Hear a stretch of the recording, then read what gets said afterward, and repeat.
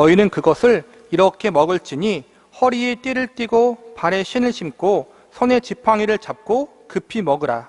식사는 원래 가장 느슨하게 풀어져서 하는 법입니다. 유대인은 특히 그렇습니다.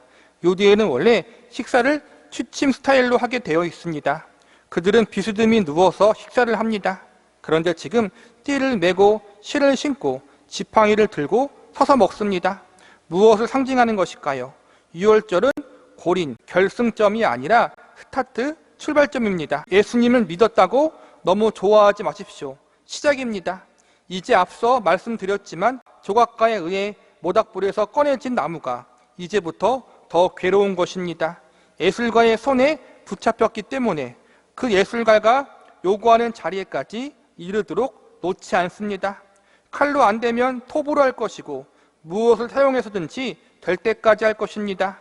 그래서 성서는 끊임없이 이 이야기를 합니다. 사도 바울의 서신서들이나 신약 성서를 이 차원에서 읽어보면 전부 풀립니다. 성서에서 전도하라는 말씀이 많습니까? 인내하라는 말씀이 많습니까? 성도에서는 전도하라는 말씀만큼 강조되는 말씀은 바로 다음과 같습니다. 내가 처음에 가졌던 복음을 놓치지 말라. 인내하라. 기다려라. 주는 곧 오신다. 하나님이 살아계신다. 왜냐하면 시작해서 완성되지 않고 완성의 길을 향하여 지금 닦여가고 있는 과정을 사는 것이 신자들의 지금의 삶이기 때문입니다. 전도할 수 있는 것은 훨씬 축복된 일입니다. 전도를 인생의 목적으로 취하는 것은 평신도의 특권입니다. 그러나 그것만이 신자의 유일한 일은 아닙니다. 전도를 하는 것이 아무리 강조해도 부족합니다. 언제나 강조하고 언제나 권면해야 합니다. 그런데도 불구하고 우리가 전도를 했다는 것 때문에 삶을 핑계대는 사람들이 많아서 제가 이렇게 말씀드리는 것입니다.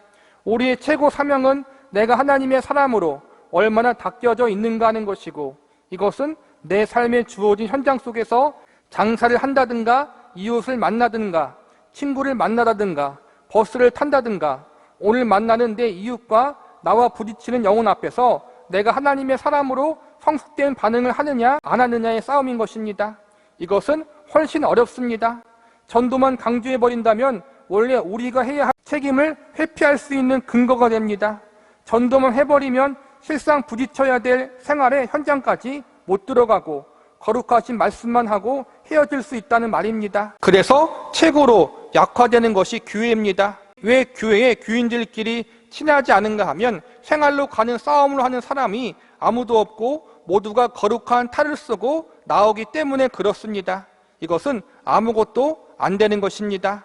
감히 말씀드립니다. 성서를 공부한다면 그렇게 살기 위해서 말씀을 따라가지 않은 사람은 가장 교활한 사람인 것입니다. 이것만큼 스스로를 잘 속일 수 있는 방법도 없을 것입니다. 전도는 매우 필요합니다. 기도도 참으로 중요한 것입니다. 그러나 전도하는 사람이나 기도에 매달리는 사람은 그래서 내가 뭐가 나아졌는가를 늘 명심해야 합니다. 우리가 소명을 감당함에 있어서 저같이 목회자로서 선교사로서 어떠한 특수 사역이 있겠죠? 근데 보편적으로 모든 사람들이 모든 그리스도인들이 감당하는 게 뭐예요? 하나님의 영광을 위해 살아가고 그분을 기뻐하는 인생을 살아가는 거 말이에요. 예수님 안에서 기뻐하는 인생, 하나님을 더 깊이 알아가고 예수님을 닮아가는 것 자체가 그게 하나님께 영광이고 그게 하나님을 기뻐하는 거예요. 그게 우리의 1차적 소명이라는 거예요. 1차적 소명. 하나님을 닮아가고 예수님을 닮아가는 성화된 삶을 살아가는 것이 우리 모든 그리스도인들에게 주어진 제일 첫 번째 소명이라는 거예요. 하나님이 원하시는 것은 결과가 아니라 그 과정 가운데 우리가 얼마나 성품적으로, 인격적으로, 믿음적으로 성숙하느냐, 그걸 귀하게 보신다는 거예요. 나를 쳐서 복종시키고 하나님 말씀 앞에 나를 순종시키고 나를 쳐서 죽여야 되는 거. 내 죄악된 습관과 내 잘못된 본성을 말씀 앞에, 하나님 앞에 쳐서 늘 복종시키는 일을 해야 된다는 거예요. 내가 잘 신앙생활을 하고 있는가? 내가 하나님께로 주어진 소명을 잘 감당하고 있는가? 그것을 점검하는 가장 시금석이 뭐예요? 기준이 뭐예요? 내가, 내 성품이, 내 인격이 예수님을 얼마나 닮아가고 있는가? 내 삶의 자리에서 하나님의 살아계심을 증거하고 예수 그리스도의 향기 드러내는 삶을 살고 있는가? 아니면 입으로는 주님을 얘기하고 복음을 증거하지만 만나는 사람마다 들이받고 있지는 않은가? 그걸 잘 점검하라는 거예요, 여러분. 전도에서 그리고 기도에서 도대체 남에게 무슨 유익이 되었는지를 생각해 보십시오. 기도 열심히 하고 온 사람들 중에 이런 이야기를 곧잘 합니다. 새벽 기도하러 갔더니 장로들은 하나도 없더라. 세우고 떼우고 보충하고 덮기 위해서 하나님이 은사를 주시는 것입니다. 전도나 기도로 해서 여러분의 동료에게 죄책감을 주고 그로 하여금 교회에 나올 용기를 끊기 위해서 전도하고 기도하십니까? 결국 왜 그런 상황이 벌어졌는가 하면 구원이 무엇인지 몰라서 그렇습니다. 이제 시작한 차원에서 종점까지 가야 하는 나 자신의 성장이라는 것이 제시되어 있지 않으니까 도대체 무엇을 어떻게 해야 하는지 모르는 것입니다. 대부분의 신자들은 신앙생활을 헌금과 기도와 성경 공부와 전도 등 4가지로 대별하고 있습니다. 이를 하거나 그렇지 않을 때에는 자학을 해서라도 자신이 지금 하나님 앞에 열심을 갖고 있다는 표시를 자신에게 확인하려고만 합니다. 빨리 벗어나야 합니다. 이러한 모습에서 벗어나야 된다는 거예요. 이게 필요 없다가 아니라 이게 우리 가운데 있어야 되지만 그게 전부라고 생각하지 말라는 거예요. 전부라고. 우리는 지금 하나님의 사람으로 바뀌어오고 있다는 사실을 안다면 참으로 눈이 띄일 것입니다. 가정과 직장과 이웃들과 친척들을 우리들이 만든 것이 아닙니다. 부모를 자기가 선택한 자녀도 없습니다. 물론 자녀를 선택한 부모도 없습니다. 그러면 친구와 이웃은 선택합니까? 아닙니다. 그 사람들이야말로 우리가 선별해서 대하는 것이 아니라 하나님이 우리에게 맡기신 대상들입니다. 우리가 믿는 신앙이 뭐예요? 우리의 삶 가운데 우연히 일어나는 것이 없다. 하나님의 주권과 섭리 가운데 내가 지금의 이 자리에까지 왔다. 그러므로 내 사랑하는 가족들, 형제 자매들, 성도들, 이웃들은 우연하게 나와 관계되어지는 것이 아니라 하나님의 섭리 가운데 이렇게 주어지고 관계되었다라는 것이 우리의 믿음이잖아요. 그렇죠? 참새 한 마리도 하나님의 허락하심이 없으면 땅에 떨어지거나 팔리지 않잖아요. 우리의 머리카락까지도 다 세심받으신 하나님이 우리를 우연하게 이 자리로 이끄신 것이 아니라는 거예요. 지금의 삶의 자리, 직장의 자리, 사업장의 자리, 그곳이 여러분의 1차적 소명지라는 거예요. 이 1차적 소명지를 제외하고 자꾸만 2차, 3차로 가면 안 돼요, 여러분. 그러니까 뭐가 되는 거예요? 가족들에게, 주변 사람들에게 덕이 안 되고 시험거리가 되는 거예요. 내 신앙생활이 덕이 돼야 되는데 내 종교적 열심이, 헌신이 덕이 돼야 하는데 내가 1차적 소명을 감당하지 못하고 들이받고 다니니까 그게 주위 사람들에게 시험거리가 될 수 있다는 거예요. 이 사실을 우리가 깨닫지 못한다면 우리 가족과 친구와 직장인들 앞에서 통탄할 일입니다. 이 싸움을 이겨내지 못하고 그 다음 자리로 가서는 안 됩니다. 신자들이 이것을 안 하고 있기 때문에 그토록 기독교가 욕을 먹고 있는 것이라고 생각합니다. 우리는 믿지 않는 사람들에게 보내진 거예요. 그렇잖아요. 우리 직장과 사업장과 주변 사람들이 믿지 않는 사람들이 더 많잖아요. 그렇죠? 그 가운데 우리는 그리스도의 대사로 보내진 거잖아요, 여러분. 그게 우리의 1차 소명이에요. 제일 어려운 거예요, 그게 사실은. 제일 어려운 거예요. 여러분. 어떻든 깨달은 대로 우리는 일을 해야 합니다. 이것은 출발입니다. 특별한 일이 아니에요. 여러분에게 주어진 자리에서 하나님의 백성답게 살아가라는 거예요. 덕이 되게. 빛과 소금으로. 출발이 출애굽이고 도착과 완성이 가나안 입국입니다. 이 다음 사건을 보겠습니다. 출애굽 사건의 첫째 상징이었던 유월절 사건이 여행의 출발지로서 상징이었던 것을 보았다면 그 다음 구원에 관한 또 하나의 상징적인 사건은 홍해입니다. 홍해를 건너는데 홍해를 건넌 사람들이 몽땅 가나안에 들어가지 못하고 죽었습니다. 40년 동안 광야 생활하면서 다 죽고 나중에 여호수아가 앞장서서 사람들을 데리고 들어갑니다. 민수기 13장 25절부터는 40일 동안 12 정탐꾼이 가나안을 정탐하고 돌아와서 보고하는 사건이 벌어집니다. 그런데 그들은 굉장히 부정적으로 보고합니다. 그래서 백성들이 원망합니다. 30절 이하에 보면 갈렙이 모세 앞에 백성들을 안돈시켜 가로되 우리가 곧 올라가서 그 땅을 취하자 능히 이기리라 하나 그와 함께 올라갔던 사람들은 가로되 우리는 능히 올라가서 그 백성을 치지 못하리라 그들은 우리보다 강하니라 하고 이스라엘 자손들 앞에 그 탐지한 땅을 악평하여 가로되 우리가 두루 다니며 탐지한 땅은 그 거민을 삼키는 땅이요 거기서 본 모든 백성은 신장이 장대한 자들이며 이런 식으로 못 들어간다고 이야기합니다. 그래서 14장에 온 백성들이 못 들어가겠다고 울고불고 난리를 치며 돌아가자고 합니다. 그러자 하나님이 다 죽이겠다고 하십니다. 그러나 모세가 기도로 해서 죽임을 당하는 일만은 면합니다. 그런데 이 문제에 대해서 하나님이 어떻게 판결을 내리시는가 하면 민수기 14장 20절에 보면 이렇게 판결합니다.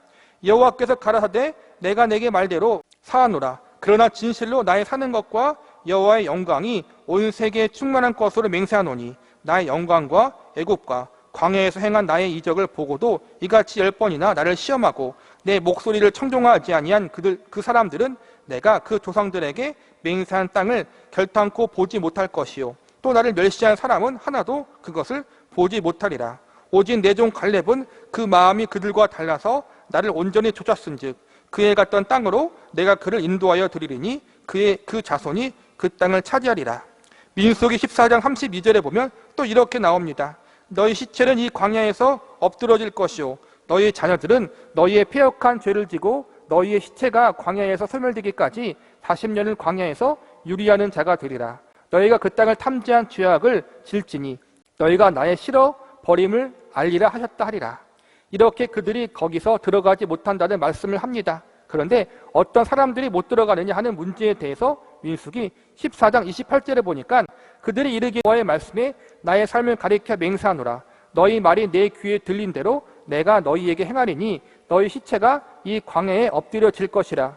너희 20세 이상으로 계수함 받은 자 곧 나를 원망한 자의 전부가 여분네의 아들 갈렙과 눈의 아들 여호수아 외에는 내가 맹세하여 너희로 거하게 하리라 한 땅에 결단코 들어가지 못하리라. 원래 이스라엘 백성들은 가데스 바네아로 들어갈 예정이었습니다.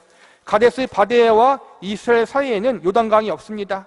이것이 무슨 이야기인가 하면 원래 계획대로 이스라엘 백성들이 가데스 바네아에서 가나안 땅으로 들어갔으면 저 요단강을 건널 이유가 없었는데 20세 이상 난자들을 다 죽이는 40년 동안 광야 생활을 거치자 다시 요단강을 건너게 해서 들여보내는가 하는 문제가 남습니다. 요단강은 말하자면 홍해의 재판입니다. 무슨 말씀을 성서하고 싶은가 하면 애굽과 가나안 사이에 건너야 하는 강은 한계라는 것을 설명하기 위해서입니다. 이스라엘 백성들이 애굽에서 나왔는데 가나안에 들어가기를 거부했습니다. 마치 무엇과 같은가 하면 조각가가 지금 불에서 나무를 꺼냈는데 조각품을 만들려고 꺼냈는데 안 하겠다는 것입니다. 지금 이 대목에서는 안 하겠다고 하면 버틸 수 있는 상징이 아닙니다. 불에서 꺼낸 이상 조각할 수밖에 없다는 것을 분명히 하기 위해서 첫 번째 상징으로 등장하는 것이 홍해이고 두 번째 상징으로 등장하는 것이 요단강입니다. 이것은 같은 싸움입니다. 무슨 싸움이냐 하면 강을 건너면 가나안 외에는 갈 곳이 없다는 것을 표시하는 것입니다. 사탄에게서 빠져나오면 예수 그리스도 품 외에는 없다는 차원입니다. 거기에 들어갈 것이 아니면 사탄의 품에 나올 일이 없다는 것입니다. 그런데 가데스 바네아 사건으로 인해 홍해를 건넌 이스라엘 백성들이 광야에서 40년을 유리하다가 죽게 되는 것은 무슨 뜻이 있을까요? 홍해를 건넜음에도 불구하고 가나안에 들어가지 못하고 광야에서 죽을 수 있다는 뜻은 아닙니다. 오히려 홍해를 건넌 이상에는 중간 지대 없이 곧 가나안으로 연결될 수밖에 없는 신자의 구원 얻은 신분의 직각성을 더 분명히 하려는 것입니다. 그래서 원래 있던 곳을 나오면 다른 장소일 수밖에 없음을 확실히 하는 요단강에 등장하는 것입니다. 그런 의미에서 요단강은 홍해와 마찬가지로 한 장소에서 다른 장소로 구원의 의미로는 죄인에서 의인으로 전환을 의미하는 것입니다. 다시 정리합니다. 애굽에서 꺼낸 이유는 가나안에 집어넣기 위한 싸움입니다. 홍해를 빠져나오고서 가나안에 들어가지 않으면 할 일이 무엇이겠습니까? 구원은 취소되는 일은 없습니다. 그럼 무엇밖에 없느냐 하면 밤낮 만나 먹고 불평이나 하다가 40년 동안 광야를 돌아다니는데 의복이 헤어지지 않고 발이 부르트지 않은 것입니다. 그것도 분명 구원 얻은 백성들의 여로입니다. 그러나 광야는 가나안이 아니기 때문에 거기에는 모험이 없고 승리가 없고 전쟁도 없습니다. 어떤 의미에서 자기의 상급과 영원한 일을 위한 승리의 전쟁들이 거기는 없습니다.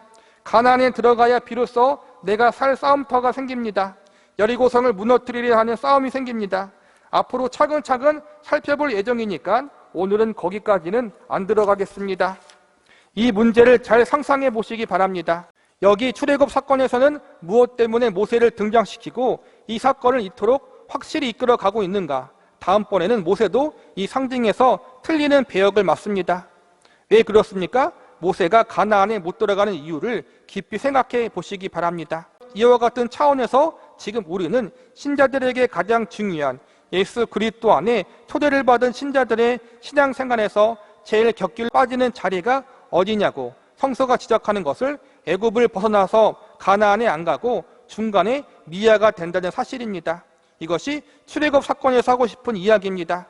너희를 부른 것은 가나안에 두기 위함이요 그리스도 안에서 살게 하기 위함이라 했는데, 그러나 실제로 우리는 광야에서 살고 있는 것입니다. 그래서 결론은 이렇게 내리고 있습니다. 출애굽기 12장 25절을 보시기 바랍니다.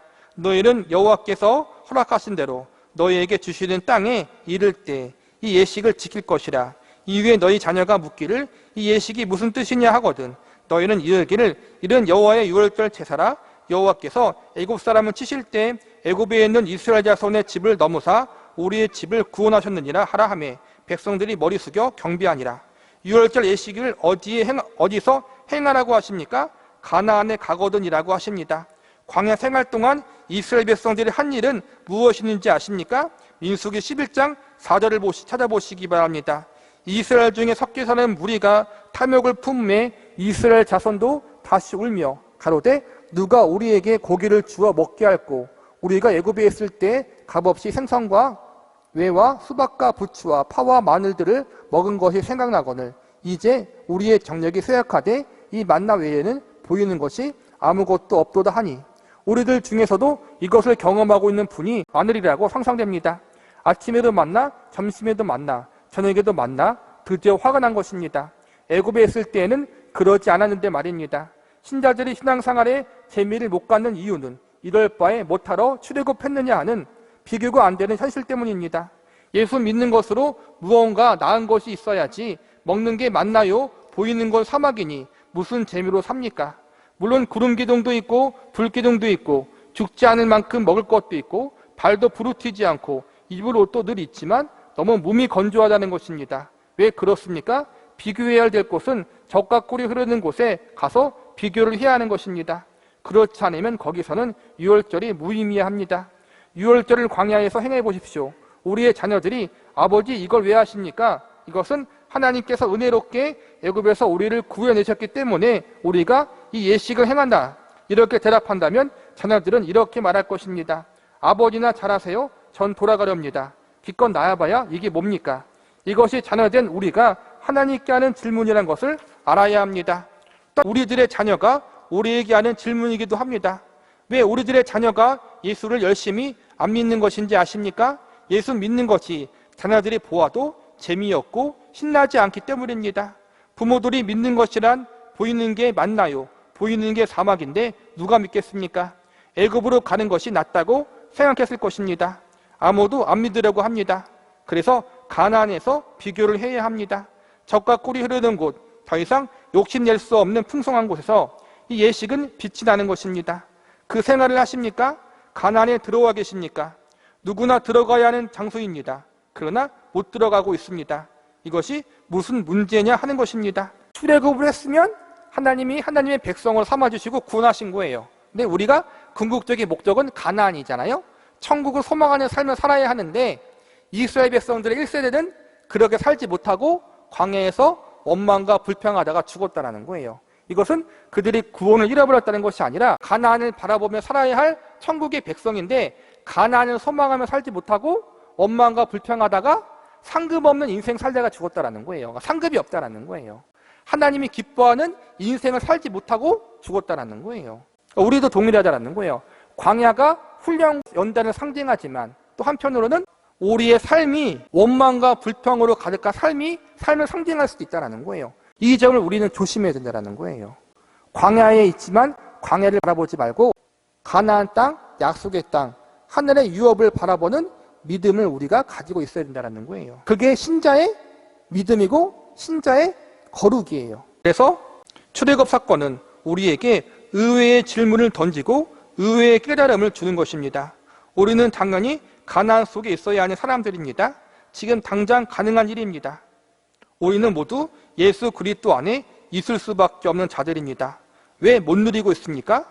몰라서 못 누리는 것이 태반의 이유입니다. 여호수아와 갈렙이 거기를 어떻게 들어가는지를 기억하십시오. 그것은 신앙으로 들어가느냐 하는 이야기는 우리가 이 강의를 진행하면서 차근차근 풀도록 하겠습니다. 하나님이 원하시는 것은 우리가 천국을 바라보며 믿음과 소망으로 살아가는 것을 기대하고 있다는 거예요. 천국을 바라보는 삶은 다른 삶이 아니에요. 아까 말한 것처럼 우리가 늘 하나님의 백성이라는 걸 인식하면서 믿음으로 인생을 살아가고 감사함으로 살아가고 성실하게 살아가고 그 가운데 빛과 소금의 역할을 감당하고 믿지 않는 사람들에게, 내 주변 사람들에게 내가 하나님의 백성으로서 다름을 보여줘야 한다는 거예요.